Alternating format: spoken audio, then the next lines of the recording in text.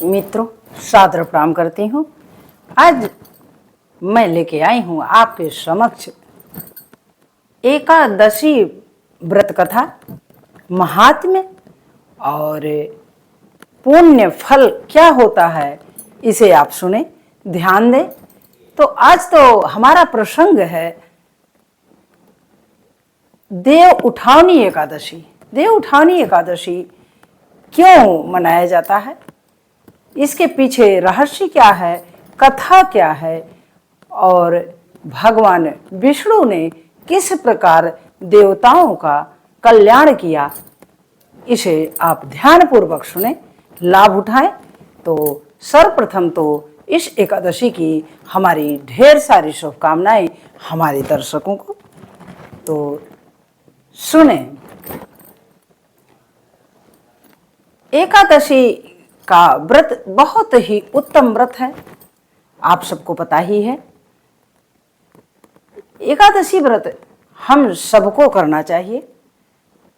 इसके पीछे का रहस्य यह है कि एकादशी के व्रत में जब हम नियम क्या है, नियम संयम को जानना बहुत जरूरी है। नियम संयम यही है कि हम सत्यभाषी बने, भगवान विष्णु की आराधना करें, जागरण करें, कथा करें और अधिक बोलने का कार्य न करें। जो भी हम बोलें, जो भी हमारी वाणी निकले, उस वाणी से हम भगवान की चर्चा ही करें, उनके नाम का जप करें, उनके नाम का संकीर्तन करें, कीर्तन करें, जागरण करें और दया, दृष्टि, करुणा भाव सब रखें अपने अंदर। असत्य भाषण कभी ना करें, कोई हिंसक कार्य ना करें। ये सारी चीजें हमें ध्यान रखनी होंगी। इससे हमारे सत्कर्म का जागरण होता है। तो इस सत्य में तो यही है कि भगवान विष्णु को जगाया क्यों जाता है। भगवान विष्णु अर्थात हमारे अंतर आत्मा में वास करते हुए परमात्मा है। अंतर आत्मा में हमारे जो आत्मा ही परमात्मा का रूप माना गया है। अगर आत्मा निकल जाती है तो भगवान निकल जाते हैं। हमारा शरीर 100 हो जाता है, शिव उसमें से निकल गए तो हम इस संसार के लायक नहीं रहेंगे। तुरंत उसे हमें किसी घाट लगाना पड़ता है, अंत्येष्टि संस्कार कर देना पड़ता है। इसलिए हमें जीते जी अपने जागरण में लगना है। भगवान को जगाने का मतलब ही यही है, तात्पर्य यही है कि प्रभु को जगाने का मतलब अपने अंतर आत्मा में जगाएं। सर्वप्रथम अंतरात्मा में हम जगाते हैं। जगाने का तात्पर्य यही है कि हम उनके रास्ते पर चलें, सत्कर्म करें, सद आचरण करें, दयावान बने, परोपकार करें। यही हमारे मनुष्य जीवन का सबसे बड़ा उद्देश्य है। इस उद्देश्य को अगर हम समझ गए, आप समझ गए, आपने अपने जीवन शैली में अपना लिया तो हमारा व्रत सफल हो गया। हमें ध्यान हो गया कि हमें क्या करना चाहिए। तो इसका ध्यान आप जरूर करें। नहीं ज्यादा तो कुछ न कुछ तो सुधार होगा हम में, अगर हम हर पल हर क्षण ये चीज सोचते हैं कि भगवान के रास्ते पर हमें चलना चाहिए। तो ये बहुत ही आवश्यक है, यह नियम होना चाहिए हमारे अंदर। दूसरी बात, हमारा जो भोजन हो, लिखा गया है कि जैसा हम अन्न ग्रहण करते हैं वैसा ही हमारा मन बनता है। अगर हम तामसिक चीजों का सेवन करेंगे तो हमारी बुद्धि भी तामसिक होगी। अगर हम सात्विक भोजन करेंगे तो सात्विक बुद्धि उपजेगी। इसलिए भोजन सात्विक करने का प्रयास करें। और व्रत में तो व्रत के एक दिन पहले, एक दिन बाद तामसिक चीजें बिल्कुल ना अपने भोजन में लाएं। तामसिक चीजों में लहसुन प्याज भी आता है, चावल भी आता है, जो कि आलस्य उत्पन्न करता है। इस कारण तो इसका हमें ध्यान रखना चाहिए। इसका ध्यान रखते हुए भगवान विष्णु को जगाएं। और हरि प्रबोधिनी इस एकादशी का नाम ही है, हरि प्रबोधिनी, कि प्रभु को का नाम जपिए, प्रभु का संकीर्तन कीजिए, प्रभु का जागरण कीजिए और प्रभु के निकट आने की कोशिश करें। संसार की माया में इतने ना भूल जाएं कि हमारा सब कुछ मनुष्य होने का तात्पर्य ही खत्म हो जाए और प्रयोजन इसका समाप्त हो जाए कि हम मनुष्य बन के आए क्यों हैं इस धरती पे। तो इसका ध्यान तो रखना ही होगा। अगर हमने इसका ध्यान रख लिया तो हम करोड़ों यज्ञ का फल इस एकादशी से प्राप्त करते हैं। लिखा गया है पुराणों में कि इस एकादशी का फल इतना बड़ा है, इतना महात्म्य इसका उत्तम है कि हम अगर नियम संयम पूर्वक इस व्रत को करते हैं तो हमारे जीवन में बहुत सारी उपलब्धियां आती हैं। हमें मोक्ष की प्राप्ति होती है, हमें भगवान के परम धाम की यात्रा मिल जाती है। हम इधर उधर 84 लाख योनियों में नहीं भटकते। यह हमारे लिए बहुत उत्तम फल मिल जाता है। हम प्रभु के निकट हो जाते हैं, हम उनके दास बन जाते हैं। हम हर प्रकार से हमें प्रभु का ध्यान करना चाहिए। इस नाते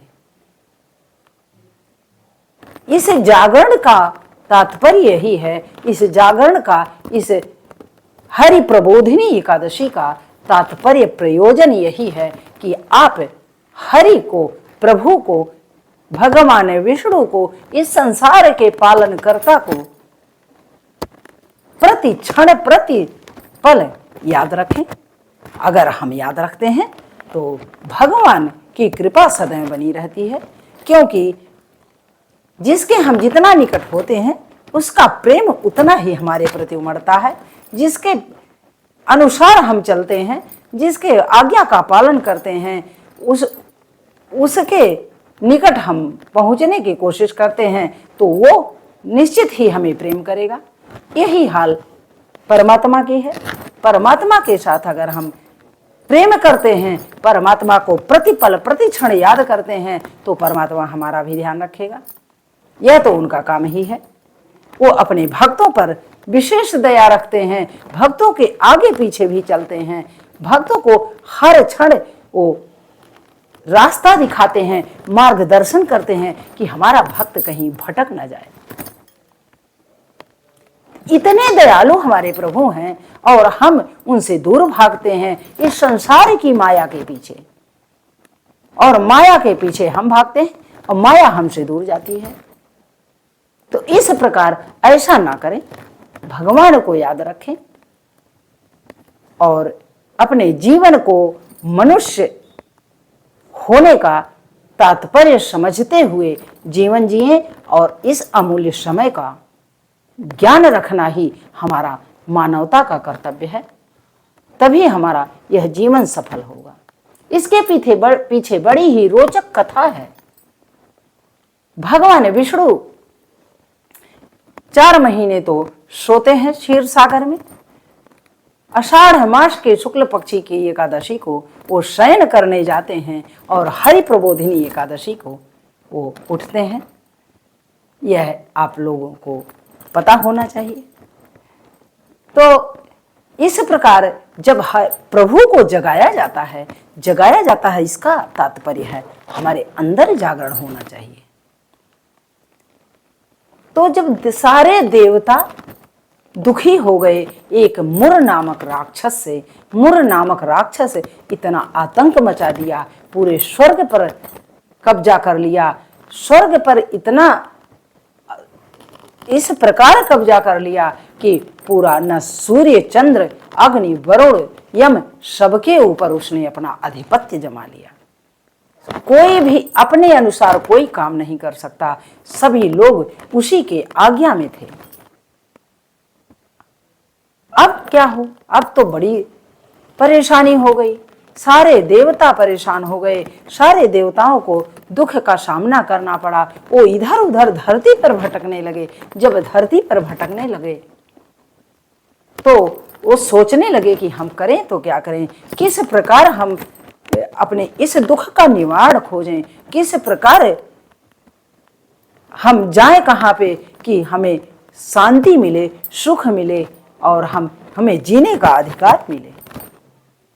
देवता लोगों का एकजुट होकर के सामूहिक रूप से उन लोगों ने एक वार्तालाप किया, साक्षात्कार किया आपस में और कहा कि हमें क्या करना चाहिए। तो उन्होंने सोचा कि हमें जाना चाहिए भगवान शिव के पास, महादेव के पास। वो देवताओं के भी देवता हैं, कालों में महाकाल हैं, तो वो तो हमारी समस्या का समाधान करेंगे। यह सोचकर सारे देवता भगवान भोलेनाथ के पास गए, वहां पहुंचे जाकर के कैलाश में। भगवान भोलेनाथ तो बड़े दयालु हैं, उन्होंने बहुत ही आदर सत्कार से देवताओं को बैठाया, देवताओं से का कुशल क्षेम पूछा कि क्या बात है, किस प्रयोजन से आपने हमें स्मरण किया है, आप बताएं और बैठें। सभी देवता बहुत ही दुखी अवस्था में थे, बहुत दुख था उन्हें कि उन्हें कोई भी कार्य अपने मन से नहीं करने को मिल रहा है। वो इतने दुखी थे, इतने लाचार थे, इतना विवश थे कि उनको कुछ दिखाई नहीं दे रहा था। इस प्रकार जब भगवान शिव ने देखा, शिव भोलेनाथ ने देखा कि देवता लोग बहुत ही चिंतित हैं, बहुत दुखी हैं, तो भगवान भोलेनाथ ने पूछा कि बताओ, अपनी समस्या बताओ, अपना दुख का कारण बताओ कि क्या परेशानी है, क्या दुख है, किस कारण से आप इतने दुखी प्रतीत हो रहे हैं। सभी लोग, सभी देवताओं ने अपना दुख बताया कि मुर नामक राक्षस जो है ब्रह्मा जी के वंशज से आया है और वह पूरे स्वर्ग लोक पर, तीनों लोक पर अधिपत्य जमा लिया है। प्रभु हम क्या करें, हमारा सब कुछ छीन लिया है, कुछ भी नहीं हम लोगों के पास है, हम लोग इसके आज्ञा से चल रहे हैं, यह हम लोगों को बहुत ही परेशान कर डाला है, अब हम करें तो क्या करें। भगवान शिव भी बहुत ही दुखी हो गए इस बात से कि देवताओं का स्वर्ग भी छीन लिया गया, उन्हें पृथ्वी पर विचरण करने के लिए भेज दिया। उसने सारा तीनों लोकों पर अधिपत्य जमा लिया और वहीं स्वर्ग लोक में बैठ करके अपना शासन चलाने लगा। जब शासन चलाने लगा तो देवता तो भाई निराश हो गए। निराश होकर के वो आए शिव जी से। शिव जी ने कहा कि चिंता मत करो, अगर समस्या आती है तो उसका समाधान भी निकलता है। ऐसा नहीं है कि कोई समस्या हो उसका समाधान न हो, समाधान बिल्कुल होगा, किंतु हम इसका समाधान नहीं कर सकते। देवताओं ने पूछा प्रभु तो मार्ग तो दिखाइए कि कौन कर सकता है इसको। भोलेनाथ हमारे दयालु हैं बहुत, उन्होंने कहा कि आप जाइए भगवान विष्णु के पास, पुंडरीकाक्ष जो हैं, जो सर्वेश्वर हैं, उनके पास आप जाइए।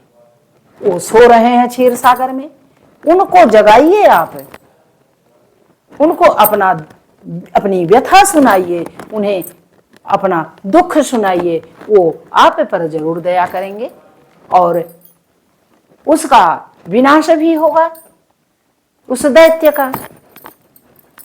सभी देवताओं ने भगवान भोलेनाथ से आज्ञा लिया और आशीर्वाद लेकर के सभी देवता क्षीर सागर पे जाकर पहुंचे। जब क्षीर सागर पे जाके पहुंचे तो देवताओं के तो राजा इंद्र थे। इंद्र ने बहुत स्तुति की कि हे प्रभु आप उठें, बहुत अनर्थ हो रहा है हम लोगों के साथ, हम लोग बहुत परेशान हैं, बहुत दुखी हैं, बहुत व्यथित हैं, हमारा जीवन संकट में पड़ा हुआ है। इस कारण हे प्रभु हमारा कल्याण कीजिए, उपकार कीजिए हम पर, नहीं तो हम लोग मिट जा रहे हैं, हमारे पास कोई रास्ता नहीं, कोई मार्ग नहीं दिखाई दे रहा है, हम करें तो क्या करें। इस प्रकार स्तुति सभी देवताओं ने किया, सामूहिक स्तुति किया, वंदना किया। तो प्रभु तो दयालु हैं ही। प्रभु उठे और पूछे कि क्या बात है, कौन सी समस्या है, कौन सा दुख है, कौन सी व्यथा है, आप हमें बताएं, हम उसका निदान करेंगे, समाधान करेंगे। तब सभी देवताओं ने बताया कि मुर नाम का राक्षस है जो कि हमें इतना दुख दे रहा है, चंद्रावती नामक नगरी में रहता है और सारे स्वर्ग पर, तीनों लोकों पर वो अधिपत्य जमा लिया है। इस कारण हे प्रभु, हम लोगों को इस जेल से, इस कारावास से मुक्त करें कि हम पृथ्वी पर विचरण कर रहे हैं, हमारा न हव्य मिल रहा है, न रहने का स्थान मिल रहा है, और हमारे सूर्य चंद्र सबके सभी इसके आदेश से, इसकी आज्ञा से चल रहे हैं, हम करें तो क्या करें। जब भगवान का जागरण होता है, जगाया जाता है प्रभु को, वही हरि प्रबोधिनी है। हरि प्रबोधिनी कि प्रभु को जगाइए, प्रभु का स्मरण कीजिए, प्रभु का हर प्रकार से उनके नाम का स्मरण कीजिए, उन्हें अपनी व्यथा सुनाइए, अपना दुख सुनाइए। वो जरूर है, करुणा निधान है, वो करुणा जरूर करेंगे। करुणा के सागर सब गुण आगर, सब गुण आगर हैं वो। आपकी व्यथा क्यों नहीं सुनेंगे? आपके अंदर वह प्रेम होना चाहिए, वह भक्ति होनी चाहिए, वह विश्वास होना चाहिए, तो प्रभु कल्याण जरूर करेंगे। ऐसा नहीं है कि नहीं करेंगे। हमारा विश्वास ही हमें फल देता है। जब सारे देवताओं के प्रयास करने पर, वंदना करने पर, अर्चना करने पर भगवान विष्णु उठे और सारी समस्याओं को सुने। उन्होंने कहा कोई चिंता की बात नहीं है, इसका भी निदान होगा, इसका भी समाधान होगा। और भगवान विष्णु जाते हैं तो मुर नाम के राक्षस को सर्वप्रथम तो वो जाते हैं तो उसके सारी सेना को मार डालते हैं। सारी सेना को मार के जब समाप्त कर देते हैं तो मुर नाम का राक्षस जो है इन्हें दौड़ाता है भगवान विष्णु को। वह भी भाई महादैत्य था, महाबली था, सभी देवता हार चुके थे उससे। जब जा करके वो दौड़ाया उनको, भगवान विष्णु दौड़ते दौड़ते दौड़ते दौड़ते एक चंद्रावती नाम की बहुत बड़ी गुफा थी, उस नगरी के गुफा में जा करके, बहुत बड़ी गुफा थी, उस गुफा में भगवान विष्णु चले गए और जा करके वहां पे वो निद्रा अवस्था में हो जाते हैं। जब निद्रा अवस्था में हो जाते हैं तो वहां पीछा करते करते वह दैत्य आता है, मुर नामक दैत्य आता है और देखता है कि भगवान विष्णु सोए हुए हैं। वो सोचता है कि ये तो महाकाल है हमारे लिए, ये तो हमें मार डालेगा, हमारी सेना सारा समाप्त कर दिया है और यह अब इसे मेरा समाप्त करने का काम है, मैं इसका विनाश करूंगा। यह सोचकर मुर नामक दैत्य जो है भगवान विष्णु पर झपटने लगता है, महागर्जना करता है। और जब इतनी प्रबल गर्जना होती है कि तीनों लोकों में आवाज गूंजती है और सारे देवता इधर उधर तितर बितर हो जाते हैं, सभी देवता भगने लगते हैं दसों दिशाओं में। इतना टंकार होता है उसकी आवाज में, इतनी प्रबल गर्जना होती है। जब गर्जना से वो भग जाता है तब तो अब भगवान विष्णु तो सोए हुए हैं, तो उनके 11 अंगों से, उनके शरीर के 11 अंगों से एक कन्या उत्पन्न हुई। जब कन्या उत्पन्न होती हैं और वो कन्या सभी अस्त्र शस्त्र से सुसज्जित, रूप सौंदर्य इतना अद्भुत, इतना दिव्य कन्या कि वैसा तो रूप देखने को नहीं मिलेगा। अब वो कन्या उत्पन्न हुई और मुर नामक राक्षस को उन्होंने मार डाला। जब उन्होंने मार डाला तो अट्टहास किया वो, और वो इतनी गर्जना हुई उसके गिरने पर कि इतनी आवाज हुई कि उस आवाज से भगवान विष्णु उठ के बैठ जाते हैं। जब उठ के बैठ जाते हैं तो पूछते हैं उस कन्या से कि आप हो कौन? उन्होंने बताया, मैं एकादशी हूं, 11 अंगों से आपके प्रकट हुई हूं। तो हे प्रभु, आप तो सर्वज्ञाता हैं, आप क्यों पूछ रहे हैं हमसे, हमें क्यों लज्जित कर रहे हैं? आपने ही तो मुझे प्रकट किया है उस राक्षस का, उस दैत्य का वध करने के लिए। तो प्रभु आप हमसे ना पूछें, हमें आदेश दें, हमें आज्ञा करें, हमें और क्या करना है। भगवान विष्णु तो बात ही प्रसन्न हुए। उन्होंने कहा कि हे देवी, आपने तो हमारा कार्य ही सहज कर दिया है। इस इतने बड़े राक्षस को आपने मार दिया, उसका वध कर दिया, उसका विनाश कर दिया, तो आपने तो हमारा बहुत बड़ा कार्य संपन्न कर दिया है। अब आप ये हमें आज्ञा दें कि आपको वरदान क्या चाहिए, आप के अनुसार मैं वरदान दूंगा। चाहे कितना भी क्लिष्ट वरदान हो, जो मेरे लिए अदेय भी हो, उसको मैं देने का प्रयास करूंगा। जब इस प्रकार भगवान विष्णु माता एकादशी पर कृपा करते हैं तो माता एकादशी क्या कहती हैं, आप सुने उसे। माता एकादशी कहती हैं कि हे प्रभु, हमें कुछ नहीं चाहिए, हमें क्या चाहिए कि जहां मैं रहूं वहां आपकी चर्चा हो, जहां मैं रहूं वहां आपकी भक्ति हो। और एकादशी तिथि जो है, हम जिस तिथि का नाम ही एकादशी है, तो हम एकादशी का दिन व्रत जो भी करे वह आपके परम धाम का भागी बने और आप उसे हर प्रकार के कष्टों का दूर करें। आप उसके हर मनोवांछित फल को दें, जो भी वह चाहता है भक्त। अगर वह सच्चे हृदय से आपके व्रत को करता है, मेरी एकादशी का व्रत करता है, आपका भजन करता है, आपका कीर्तन करता है, आपका जागरण करता है, तो हे प्रभु आप उसे परम धाम दें, आप उसे सारे ऐश्वर्य दें, सारे संकट उसके दूर करें, सारे मनोवांछित फल का भागी बनाएं। यही मेरी प्रार्थना है प्रभु, और कुछ नहीं प्रार्थना है। हाँ, किंतु एक बात और है कि जो भक्त तन मन से समर्पित होकर के इसको करेगा, उसे आप अवश्य दीजिएगा। निश्चल भाव से व्रत करे, उपवास करे और आपका संकीर्तन करे, मिथ्या भाषण ना करे, सत्य मार्ग पे चले, उसका प्रभु कभी आप उसको छोड़िएगा नहीं। उसे पूरा हमारे तरफ से यही मांग है, इसी वरदान को आप पूरा करें। यही मेरी सबसे बड़ी प्रार्थना है, यही मेरी सबसे बड़ी वंदना है। तो एकादशी माता ने इस प्रकार भगवान विष्णु से वरदान मांग लिया। भगवान विष्णु की कृपा हो गई और एकादशी व्रत, यही जागरण की कथा है, यही एकादशी का, हरि प्रबोधिनी एकादशी का तात्पर्य है, प्रयोजन है।